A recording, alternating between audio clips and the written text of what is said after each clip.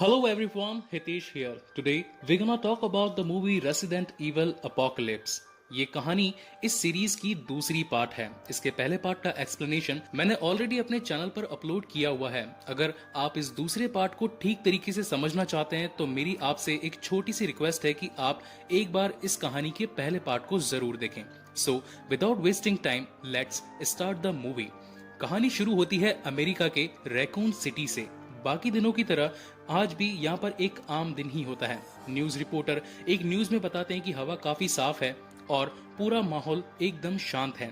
वहीं scene change होता है और हम देखते हैं कि रैकून सिटी के अंडरग्राउंड में एक बहुत ही बड़ी लेबोरेटरी जिसका नाम है हाइव, वहां पर कुछ साइंटिस्ट आकर उस हाइव का गेट खोल देते हैं और जैसे ही वहां का गेट खुलता है वहां पर कई सारे लिकर मॉन्स्टर और ज़ॉम्बी आकर उन साइंटिस्ट पर हमला कर देते हैं और साथ ही पूरे शहर में फैल जाते हैं। अब यहाँ पर अम्ब्रेला कॉरपोरेशन के साइंटिस्ट इस बात का खतरा पाकर उस पूरे शहर को सील बंद करने का ठान लेते हैं। अब क्योंकि अम्ब्रेला कॉरपोरेशन एक बहुत ही बड़ा व्यापारिक संगठन होता है, उसकी शाखाएं काफी दूर दूर तक फैली होती है और साथ ही इनके बड़े बड़े साइंटिस्ट भी रैकून सिटी के अंदर ही होते हैं। अम्ब्रेला कॉरपोरेशन ये सोचती है कि ज़ॉम्बी का खतरा कहीं बढ़ ना जाए और हमारे मेन साइंटिस्ट पर उनका कोई असर ना हो, इसलिए वो ये सोचती है कि हम अपने सबसे खास साइंटिस्ट को इस रैकून सिटी से रेस्क्यू कर यहाँ से कहीं दूर ले जाएंगे। और वो सबसे पहले एक बड़े से घर में पहुंचते हैं जहां पर उनकी एक लेवल 5 साइंटिस्ट होती है। वो उसे रेस्क्यू कर अपने साथ में ले जाते हैं और दूसरी तरफ वो एक और घर में जाते हैं जिसके अंदर होते हैं doctor ashwood. Doctor ashwood umbrella corporation के लेवल 6 के एक बहुत ही बड़े साइंटिस्ट होते हैं जिन्होंने टी वायरस की खोज करी थी। सभी एजेंट आकर वहां पर एशवुड से कहते हैं कि सर आपको हमारे साथ चलना होगा, लेकिन तब एशवुड कहते हैं कि मेरी बेटी एंजेला अभी स्कूल गई हुई है और जब तक वो यहाँ पर नहीं आती मैं यहाँ से कहीं भी नहीं जाऊंगा। तब वहां पर सभी एजेंट उनसे कहते हैं कि सर आपकी बेटी का इंतजाम हमने ऑलरेडी कर दिया है, आपको अभी हमारे साथ चलना होगा। और वहीं दूसरी तरफ हम देखते हैं कि स्कूल के अंदर कुछ एजेंट आकर एंजेला को वहां से निकाल कर ले जाते हैं, लेकिन जब वो एंजेला को उस स्कूल से निकाल कर लेकर जा ही रहे होते हैं एक बड़े से ट्रक से उनकी कार की टक्कर हो जाती है और उस कार का वहीं पर एक्सीडेंट हो जाता है। वहीं दूसरी तरफ रैकून सिटी के पुलिस वाले जिनका नाम है स्टार मेंबर्स, उनको शहर में कुछ संदिग्ध लोग मिलते हैं संदिग्ध अवस्था में, यानी कि एक तरीके से वो उन ज़ॉम्बीज को पकड़कर अपने जेल में लेकर आए होते हैं, लेकिन उनके हालात बद से बदतर होने लगते हैं। तभी हम वहां पर देखते हैं कि एक लड़की जिसका नाम है जील वैलेंटाइन, वो एक ऑफिसर होती है। उसकी एंट्री जैसे ही स्टाफ मेंबर्स के ऑफिस में होती है वो पाती है कि वहां पर कई सारे ज़ॉम्बीज हैं और वो अपनी बंदूक को निकालती है और एक एक ज़ॉम्बी के हेडशॉट लगा देती है जिससे वो ज़ॉम्बी वहीं पर मर जाते हैं। यहीं पर कहानी का एक और नया किरदार इंट्रोड्यूस होता है जिसका नाम है एलजे। एलजे वहां पर वैलेंटाइन से कहता है कि मैं एक आम आदमी हूं और इन पुलिस वालों ने मुझे जानबूझकर कैद कर लिया है, मैं कोई भी ज़ॉम्बी नहीं हूं। वहीं पर जील वैलेंटाइन उसकी हथकड़ियां तोड़ देती है और सभी को वहां से निकलने का आदेश देती है और वो बताती है कि इन ज़ॉम्बीज की तादाद इस शहर में बढ़ती ही जा रही है। अगर आप सभी अपनी जान बचाना चाहते हो तो जितना जल्दी हो सके इस शहर से बाहर निकल जाइए। सीन चेंज होता है और हमें दिखाया जाता है कहानी का वो पहला पार्ट जहाँ पर एलिस एक ऑपरेशन थिएटर में होती है। एलिस वहां पर अपने आप को अकेला पाकर वहां से जाने की काफी कोशिश करती है और वो अपने शरीर से सभी ट्यूब्स और सभी इंजेक्शन को डिटैच करके वहां से एस्केप कर जाती है। और जब वो रैकून सिटी हॉस्पिटल से बाहर निकलती है तो उसके सामने होता है मौत का एक नया मंजर, जहां पर सभी ज़ॉम्बी अब रैकून सिटी के अंदर फैल चुके होते हैं और यहाँ पर अब एलिस तैयार होती है उन सभी ज़ॉम्बीज से लड़ने के लिए। यहाँ से कहानी वापस अपने प्रेजेंट में आती है और हम देखते हैं कि अब रैकून सिटी की हालत बहुत ही ज्यादा खराब हो चुकी है।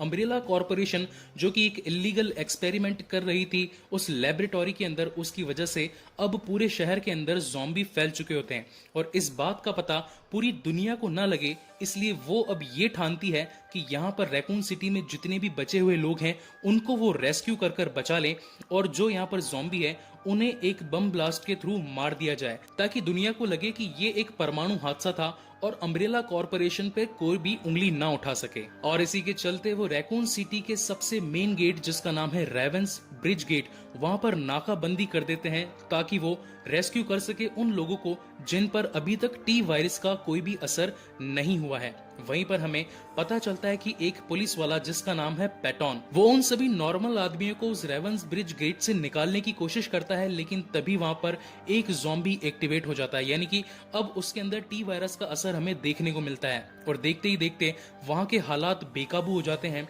और अम्ब्रेला कॉरपोरेशन ये ठानती है कि अब हमें इस रेवंस ब्रिज गेट को बंद करना पड़ेगा ताकि यहाँ से कोई भी ज़ॉम्बी इस शहर से बाहर न निकल पाए और दुनिया को इस बात का पता न चल सके। इस पूरी घटना को वहाँ पर मौजूद एक न्यूज रिपोर्टर अपने कैमरे में कैद कर रही होती है और वो ये ठानती है कि अब इस पूरी घटना को मैं दुनिया के सामने लेकर आऊंगी और साथ ही अम्ब्रेला कॉरपोरेशन का पर्दाफाश करूंगी।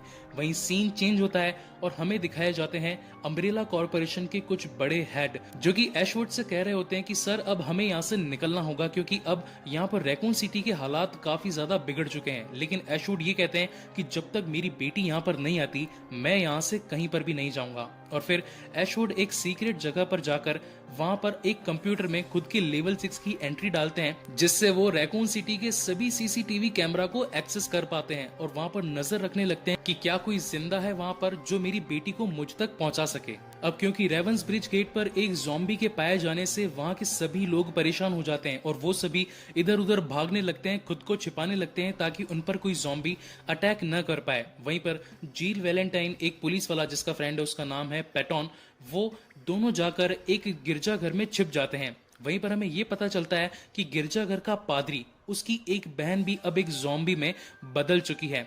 गिरजाघर का पादरी नहीं चाहता था कि वो अपनी बहन को एक ज़ॉम्बी के रूप में बदलता हुआ देखे, इसलिए वो उसे हर बार कुछ मांस खिलाता रहता था। लेकिन जब वहां पर जील और पैटॉन आते हैं तो वो ज़ॉम्बी यानी कि जो पादरी की बहन होती है वो उन पर हमला कर देती है। तब वहां पर जील अपनी गन निकालती है और उसकी बहन को वहीं पर शूट कर देती है।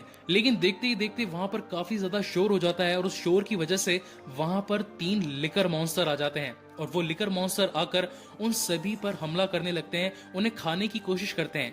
तभी हम देखते हैं कि वहां पर एलिस की एंट्री होती है। एलिस अपनी शॉटगन की मदद से वहां पर उन सभी लिकर मॉन्स्टर को पेल देती है और वहां से आगे बढ़ने लगती है। तभी वो सभी लोग पहुंचते हैं कब्रिस्तान में, लेकिन क्योंकि अब टी वायरस पूरी हवा में फैल चुका होता है तो कब्रिस्तान के मुर्दे भी अब जाग जाते हैं और वो एक एक करके उन सभी पर हमला करना शुरू करते हैं। एलिस पर जो एक्सपेरिमेंट हुआ था क्वारंटीन प्रोसीजर, उसकी वजह से एलिस की शक्तियां अब काफी ज्यादा बढ़ चुकी थी, इसलिए वो उन सभी ज़ॉम्बीज को वहां से मार देती है। लेकिन उसमें से एक ज़ॉम्बी वहां पर पैटॉन को काट जाता है, जिसकी वजह से अब पैटॉन के अंदर भी शारीरिक बदलाव आने शुरू हो जाते हैं। वहां पर एलिस जील को कहती है कि मुझे पैटॉन को मारना पड़ेगा, नहीं तो 3 घंटे बाद में ये भी एक ज़ॉम्बी बन जाएगा और हम सभी को मार देगा। लेकिन वहां पर जील कहती है कि जब तक ये ज़ॉम्बी नहीं बनता हमें इसकी मदद करनी पड़ेगी और वो वहां से निकल जाते हैं। और थोड़ी ही देर में हम देखते हैं कि वहां पर एक कॉल आता है। वो कॉल होता है एशवुड की तरफ से।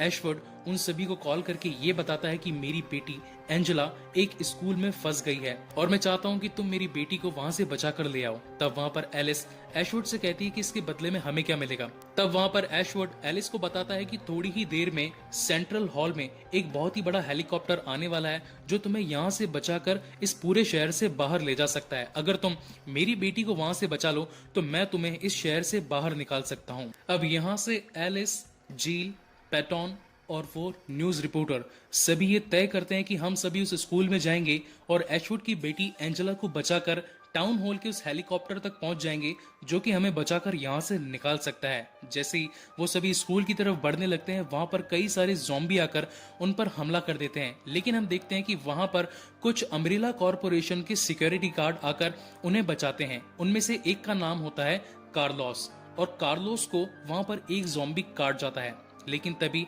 हम देखते हैं कि एलिस को एंजेला मिल जाती है और एंजेला के पास में होता है एक बॉक्स जिसके अंदर होता है एंटीडोट। अब यहाँ पर इस कहानी का सबसे बड़ा खुलासा होता है। हमें ये पता चलता है कि एशवुड जो कि अम्ब्रेला कॉरपोरेशन के लेवल 6 साइंटिस्ट हैं, उन्होंने ही टी वायरस की खोज करी थी और इस टी वायरस की खोज का मेन मकसद ये था कि वो अपाहिज लोगों की मदद कर सकें। यानी कि अगर कोई लंगड़ा है या फिर कोई लूला है तो उनकी मरी हुई कोशिकाओं को ये टी वायरस फिर से जिंदा कर सकता था और उन्हें वापस से चल फिर सकने में सक्षम बना सकता था। लेकिन अम्ब्रेला कॉरपोरेशन ये नहीं चाहता था और वो इस पूरे प्रयोग को चुरा लेता है और एशवुड से ये कहता है कि हम इसे बहुत ही अच्छे तरीके से यूज करेंगे। लेकिन अंदर ही अंदर अम्ब्रेला कॉरपोरेशन इस पूरे प्रयोग को दूसरी सेना को बेचने वाला था, एक बायोमैकेनिकल वेपन की रूप में। एलिस उस बॉक्स में से एक एंटीडोट निकालकर कार्लोस को लगा देती है ताकि टी वायरस का असर कम हो सके, और हम देखते हैं कि वहां से सभी लोग निकलते हैं टाउन हॉल के सेंटर हेलीकॉप्टर पर जाने के लिए। जैसे ही वो सभी लोग अम्ब्रेला कॉरपोरेशन के सैनिकों से बचकर उस हेलीकॉप्टर तक पहुंचते हैं, तभी वहां का सीईओ उन्हें पकड़ लेता है और उन्हें कहता है कि तुम यहाँ से कहीं भी नहीं जा सकते, मुझे एलिस की जरूरत है और अब मैं चाहता हूँ कि एलिस मेरी एक क्रिएशन यानी कि नेमेसिस से लड़ेगी। अब ये नेमेसिस मॉन्स्टर कौन है, यहाँ पर मैं आपको बता देता हूँ। रेसिडेंट इविल के पहले पार्ट में जब लिकर मॉन्स्टर ने मैट पर अपना पंजा मारा था, तो उसकी वजह से मैट बहुत ही ज्यादा घायल हो गया था, और इसी की वजह से अम्ब्रेला कॉर्पोरेशन के साइंटिस्ट ने ये ठाना था कि हम अब मैट को एक नेमेसिस एक्सपेरिमेंट के लिए यूज करेंगे, और उसी के चलते अब मैट एक बहुत ही बड़ा मॉन्स्टर बन चुका होता है जिसका नाम होता है नेमेसिस। वो वहां पर आकर काफी ज्यादा गोलीबारी करता है और उन सभी को मारने की कोशिश करता है, लेकिन एलिस उसे काफी रोकने की कोशिश करती है, लेकिन वो उसमें नाकामयाब होती है। वहीं पर उन दोनों के बीच में एक बहुत ही घमासान युद्ध होता है। हम देखते हैं कि एक बहुत ही क्लासिक और कूल फाइट हमें देखने को मिलती है एलिस और मैट के बीच में। लेकिन जब एलिस नेमेसिस की आंखों में देखती है तो उसे पता चलता है कि वो मैट ही था जिस पर अम्ब्रेला कॉर्पोरेशन ने अपने इलीगल एक्सपेरिमेंट किए थे, और अब वो नेमेसिस को यानी कि मैट को नहीं मारती है। वहीं पर अम्ब्रेला कॉर्पोरेशन के हेड नेमेसिस के अंदर उसे फुल पावर में एक्टिवेट कर देते हैं और उसे ये आदेश देते हैं कि वो यहाँ पर एलिस को जान से मार दे। लेकिन क्योंकि अब मैट को भी पता चल चुका होता है कि वो एलिस ही थी जिसने मुझे इस कहानी के पहले पार्ट में बचाने की कोशिश करी थी, इसी के चलते वहां पर मैट यानी कि नेमेसिस एलिस पर हमला नहीं करता और उन सभी सैनिकों को मार देता है जो कि अम्ब्रेला कॉर्पोरेशन की तरफ से उन्हें मारने के लिए आए होते हैं। और इसी के साथ में वहां पर एक बहुत ही बड़ा धमाका होता है, लेकिन धमाके से पहले एलिस उस हेलीकॉप्टर में बैठ जाती है और वहां से रैकून सिटी से आगे निकल जाती है। लेकिन हम देखते हैं कि उस धमाके की तरंगे इतनी तेज होती है कि वो उड़ते हेलीकॉप्टर का बैलेंस बिगाड़ देती है और वो हेलीकॉप्टर एक दूर झरने के पास जाकर टकरा जाता है और उस एक्सीडेंट में एलिस की मौत हो जाती है। उस दुर्घटना के 3 घंटे बाद में हमें एक डॉक्टर आइजैक्स एक नई एंट्री मिलती है इस पूरी कहानी में।